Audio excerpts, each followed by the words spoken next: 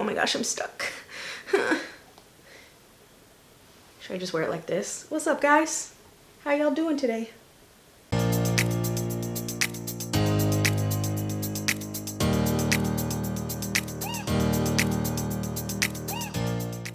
Hi guys, welcome to my channel. My name is Jacy, and today we're gonna be going over how I get this big luxurious head of curly hair. I had a curly hair journey about almost 3 years ago.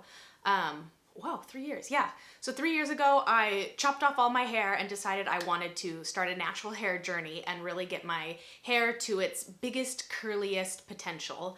And so 3 years later, I'm very happy with what it's come out to. It's been a long process of learning what products I like, the process of blow drying my hair versus air drying, cutting my own hair, and really figuring out what works best for me. So today I'll be sharing that process with you. So of course you can tweak this to your own liking. I'm sure if you have your hair cut differently, this may not exactly work for you, but this is what works for me. This is how I achieve my big curly blonde fro. So if you're interested in seeing how we get to this point, then just stay tuned. Good morning, it's the morning.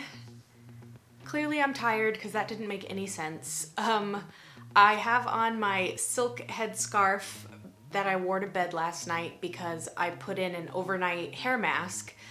So we're gonna go ahead and rinse that out right now so we can get started on this curly hair routine. After some coffee, of course, because I am needing some caffeine. Out of the shower. And we are ready to start putting in some product. I like to wear a robe while doing this because our hair is gonna be pretty wet. So the first thing I do is I section off the lower third of my hair. I will clip that up. Then I'll take two products. I'll take the Cantu Leave-In Conditioning Repair Cream. And I'll take a good amount on my hands and just finger comb this through my hair. Then I'll take the SheaMoisture Curl Enhancing Smoothie. I actually just bought this yesterday, so it's all nice and new. And same thing, I'll take a small amount on my hands and just kind of finger comb that through my hair. And I'll repeat that on the middle and top half of my hair.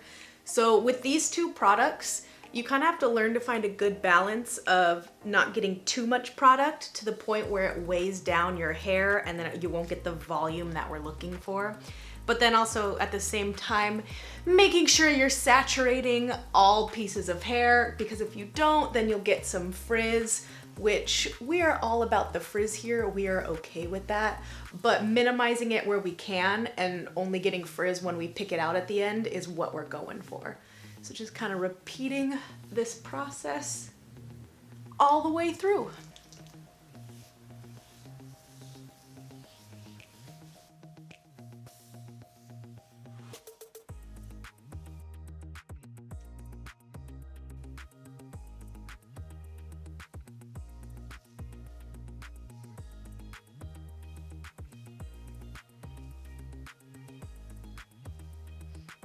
So now that our leave-in conditioner is in and our curl enhancing smoothie, I'm just gonna make sure we're evenly distributing it through our hair with a brush.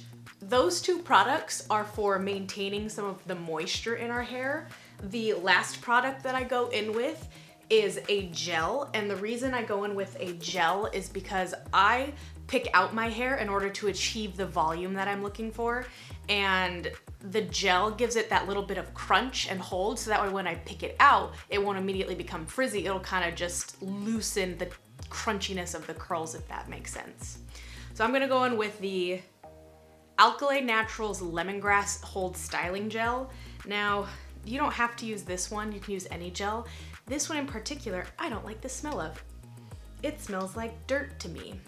But I really like the way this product specifically creates that crunchiness that I'm looking for. If you're looking for more of like a relaxed curl with definition, I wouldn't recommend this because it does have a lot of hold. But if you're someone with hair like me where you do need to pick it out to achieve the shape that you're looking for, this does a really good job of defining the curls and holding them, and then when picking it out, making sure that it doesn't get all that frizziness. but it also makes you smell like a potted plant. So if you're okay with that, then go for it. Oh my God. So repeating this on all sections of my hair, middle, top, bottom. I'm actually almost out of this, so I might try a new product after this, or I might stick with this, who knows.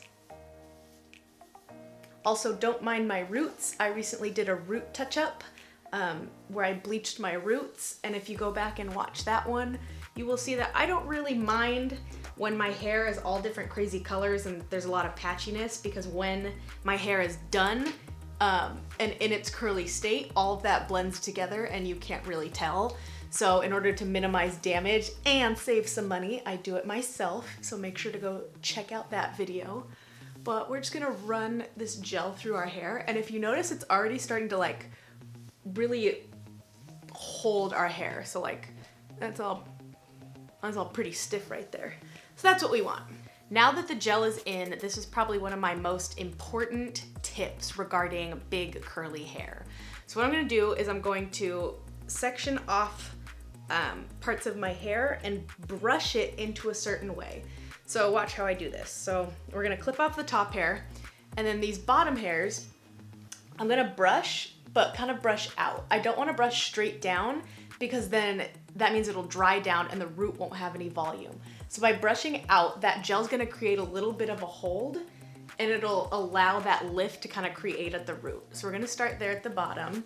So already I can feel that it almost has a little bump to it. That'll make our hair stand out that much more.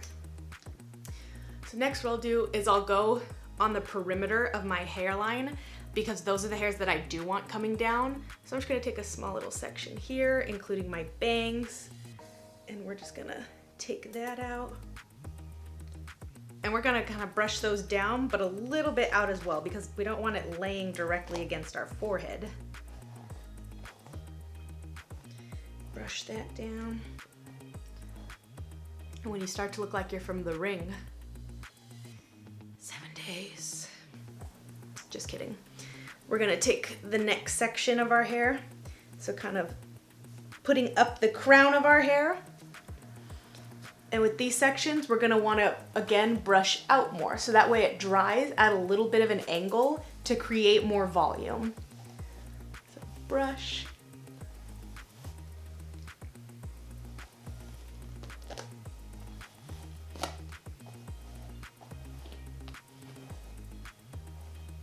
Then when I get to the top part of my hair, I'm going to brush up.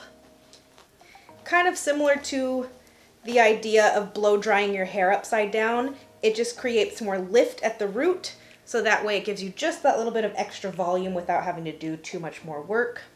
Same thing with this top section. We're just gonna brush up and work with what we have. So then what I like to do is I like to take an old plain white t-shirt, not a towel because that'll create too much friction and frizz, and I just like to go and scrunch my hair. Sometimes I'll flip my hair upside down and do this, but I'll kind of just go and wring out any of the excess water.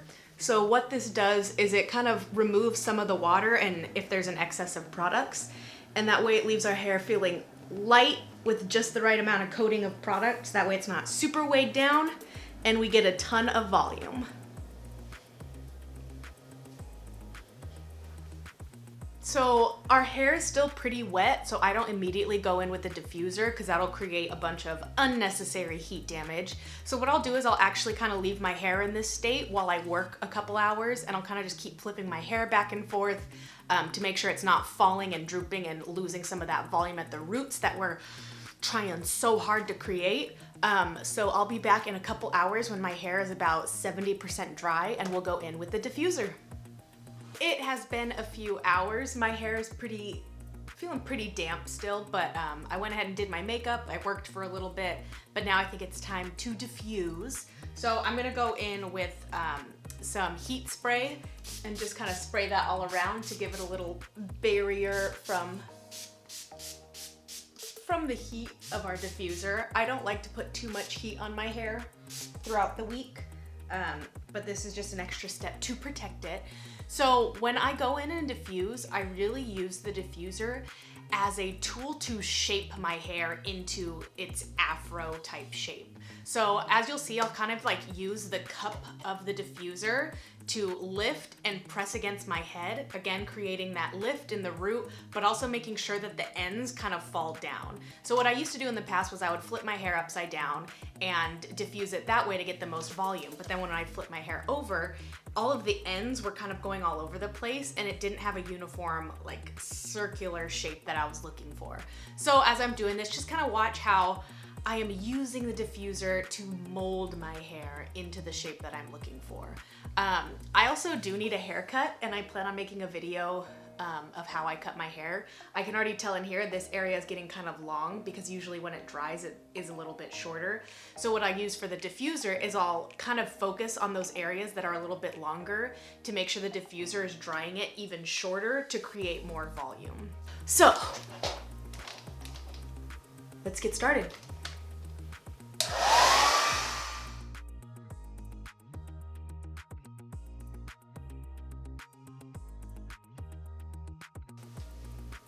The technique that I'm using is I'll pretty much take a chunk of hair, bend it in half essentially, and then blow dry the tips of the hair with the roots of the hair.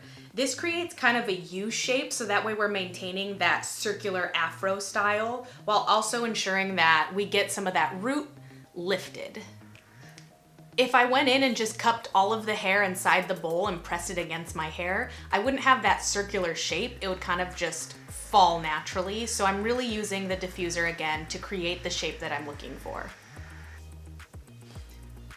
And then when it starts to get too hot and your arms are too tired to even hold up a simple hair dryer, you just take a deep breath and know that this too shall pass. All right, so we are done blow drying our hair, and this could be the final step for some people. It has a lot of definition to each curl, and you can see each ringlet individually, but I don't like this style. I like big, voluminous curls, a big curly afro. So in order to do that, we are gonna have to pick that out. So I didn't even grab it.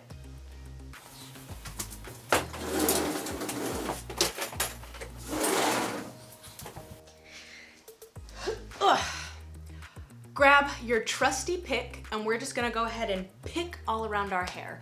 So some tips with when I pick my hair is I like to avoid really picking out the top parts of my hair, because when you pick out, you are gonna get frizz. That's inevitable. It's what creates the volume. But by leaving this top section partly intact, it'll kind of give the illusion that your entire head has all of those ringlets with that amount of volume. So we're gonna create the volume in the lower layers as much as we can and avoiding those. Same thing with the perimeter area. So remember when I parted out the perimeter of my head, we want to leave those areas kind of curly as well, because those areas of my hair tend to frizz up the easiest. So just maintaining those ringlets and making it look like the illusion that our whole head is curly goodness. So I'm just gonna go to town.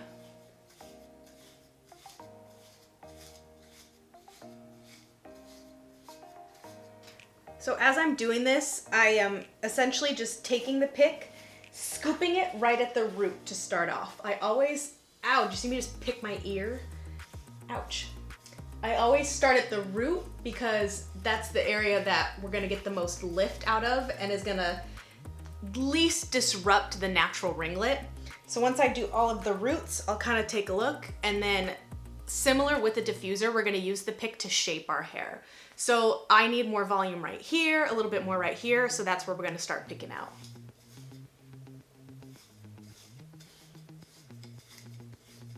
And don't be afraid to start getting the ends of your hair. That'll give a little bit more length as well. It will disrupt the curls, but again, you'll see the final product that it's all for the greater good of the look. And this is the finished look. So it is all picked out. What happens is when I start picking out my hair and I start from the roots, I'll look at it and then I'll see that when the ends are still way too defined and crunchy, it doesn't look as cohesive. So that's when I start picking out those areas and kind of making everything the same texture. I'll also find curls every now and then, like see how this is a big chunk of curl? I'll just go and pull that apart and make sure that all of the gaps are filled in. Like I said, I do need a haircut because this part is too heavy for me. I need to cut it so that way my hair gets a little bit more lifted like this, and just by actually cutting it makes your hair seem bigger. So I'm going for more volume width-wise than length. So stay tuned for that video because I will be showing you how I cut my hair from home. But yeah, so that is how I create a big blonde curly afro. So thank you so much for tuning in. If you have any questions, let me know below. I'll definitely leave all of the products below, as well as any other substitute recommendations. But I thank you so much for tuning in, and make sure to come back for more curly hair tutorials. Toodles! Guys, I've been working out. Does it look like my bicep?